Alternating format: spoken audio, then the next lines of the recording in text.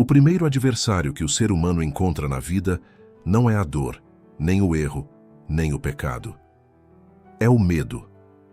Antes de qualquer queda registrada na história bíblica, o medo já estava lá, empurrando Adão para longe da presença de Deus, fazendo-o duvidar da voz que antes lhe era tão familiar. Desde então, o medo aprendeu a se disfarçar de prudência, de cautela, até mesmo de racionalidade. Mas a intenção dele é sempre a mesma: desconectar você da sua origem e apagar a consciência de que o Criador habita em você. Foi por isso que Jesus falou tanto sobre medo. Ele sabia que, enquanto o medo governa a mente, a fé não encontra espaço para falar. E sem fé, o ser humano não consegue viver em liberdade. Jesus não veio para eliminar o medo da existência, e sim para revelar que ele não é tão poderoso quanto parece. Quando ele dizia, "Não temas", não era apenas um consolo, era um despertar. Ele falava como alguém que compreende que o medo não é evitado, mas superado. O medo é como uma sombra. Só existe porque existe luz. E Jesus mostrou que ele não desaparece com pânico, mas com entendimento. É por isso que a frase "não temas" aparece tantas vezes nas Escrituras, como se Deus estivesse dizendo diariamente: escolha acreditar primeiro. Mas todos nós sabemos, falar de fé é simples quando tudo parece sob controle. Difícil é sustentar a fé quando a tempestade já começou, quando o chão parece fugir dos pés, quando o futuro fica escuro. E é justamente nesse instante que Jesus se revela. Lembra do episódio do barco? Os discípulos desesperados, o mar furioso e Jesus dormindo. Eles acharam que ele não se importava. Mas Jesus não dormia por descuido. Dormia porque sabia quem estava no comando. Quem carrega o reino dentro de si não se desespera com o caos ao redor. Quando ele se levantou, não lutou com as ondas, falou com elas: "Aquieta-te." E até o vento entendeu. Foi assim que ele ensinou que o medo se vence com autoridade espiritual, não com desespero. Pedro não afundou porque a água mudou. Foi porque o medo ficou mais alto que sua fé. É assim também conosco. O medo não destrói sonhos, apenas convence você de que eles são grandes demais. O medo é sutil. Ele não manda você parar, manda esperar. Não empurra para trás, te impede de andar para frente. Ele parece sensato. E se não der certo? E se for perigoso? E sem perceber, você ergue muros invisíveis ao redor da fé. Por isso Jesus sempre convidava à ação. Levanta, anda, vai, fala, ousa. Porque fé parada morre. E o medo é exatamente isso, fé paralisada. O perigo é quando o medo se torna espiritualizado, quando a pessoa chama de humildade aquilo que na verdade é covardia. Jesus jamais incentivou alguém a se esconder atrás de suas limitações. Ele chamava para fora, porque o medo se fortalece no silêncio, mas perde poder quando é iluminado pela ação. Sempre que Jesus libertava alguém, o medo estava envolvido. Medo de mudar, de errar, de ser visto, de acreditar. Por isso, ele sempre dizia primeiro: "Não temas." Porque o medo é o último obstáculo antes da transformação. Como se ele dissesse: "Você já está pronto." O medo é que ainda não sabe. O medo assume várias formas. No deserto ele dizia: "E se faltar?" Na tempestade ele dizia: "E se afundar?" Na cruz ele perguntava: "E se for o fim?"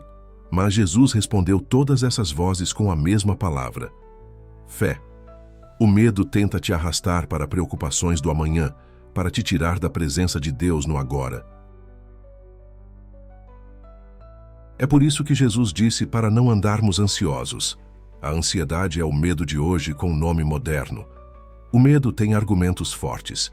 Ele usa suas memórias, suas dores, suas experiências. Mas Jesus veio para romper ciclos. "Eis que faço novas todas as coisas", ele disse. Inclusive aquilo que você acha que nunca vai mudar. O medo diz: você falhou. Jesus responde, agora você sabe caminhar. O medo diz, você não merece. Jesus responde, você foi comprado por um preço. O medo diz, você está só. Jesus sussurra, eu estarei com você até o fim. Jesus nunca prometeu uma vida sem medo, mas prometeu que o medo não precisaria mais dominar sua mente. Ele vai bater a porta, mas a fé decide quem entra. O medo te visita, mas não precisa morar em você. E todas as vezes que você enfrenta o medo com fé, ele encolhe. Ele tenta parecer parte de você, mas não é. Ele é uma sombra tentando roubar a luz, e quando a fé brilha, a sombra desaparece. Se você pensa, já tentei, mas o medo é forte demais, escute, ele não é forte. Você é que ainda não percebeu a força que carrega. O medo cresce porque recebe sua atenção, mas quando você declara fé, ele perde voz. Até Jesus enfrentou o próprio medo no Getsêmani. Não foi um demônio visível, foi um silêncio interno que pesava como nenhuma dor humana. E mesmo assim, ele nos mostrou o caminho, não fugiu. Orando, ele colocou o medo em seu lugar. Coragem não é ausência de tremor, é decisão espiritual. É seguir mesmo com o coração acelerado. Por isso ele disse, quem olha para trás não é digno do reino. Não por dureza, mas porque o medo sempre puxa para trás. A fé sempre chama para o próximo passo. Você talvez esteja cheio de planos, mas travado. Cheio de sonhos, mas parado. E a causa é a mesma de milhares. Medo. Medo de falhar, de não ser aceito, de não conseguir. Mas e se o erro for treinamento? E se a crítica for seleção? E se a queda for o preparo? Jesus não prometeu a ausência de dor, mas garantiu que nenhuma dor seria inútil. Isso desmonta o poder do medo, porque quem sabe que até o sofrimento coopera, caminha com coragem. O medo é a aparência elegante da dúvida, e a dúvida não quer destruir você, apenas atrasar. E é isso que o medo faz, rouba o brilho aos poucos. Um dia você sonha alto, no outro, reduz o tamanho.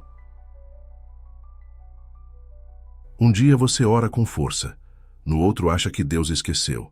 Mas Jesus não esquece.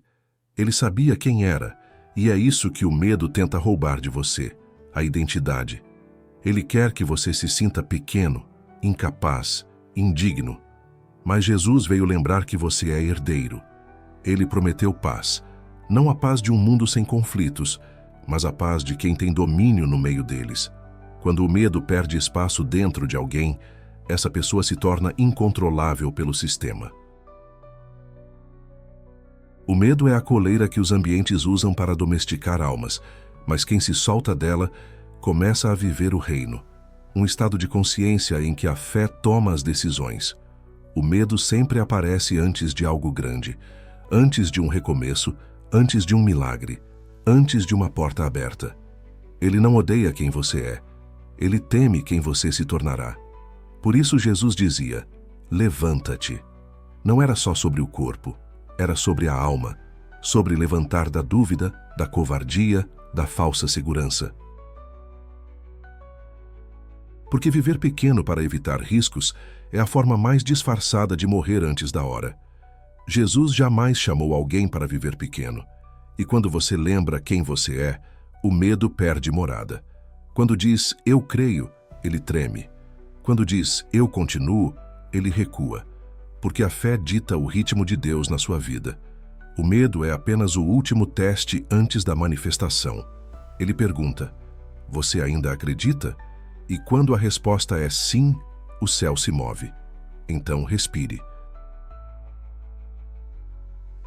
Pense em tudo o que o medo já te roubou. Não foi o inimigo, foi o medo. Mas o medo só governa até o momento em que você decide dizer basta. A partir de hoje, quando o medo falar, responda como Jesus responderia.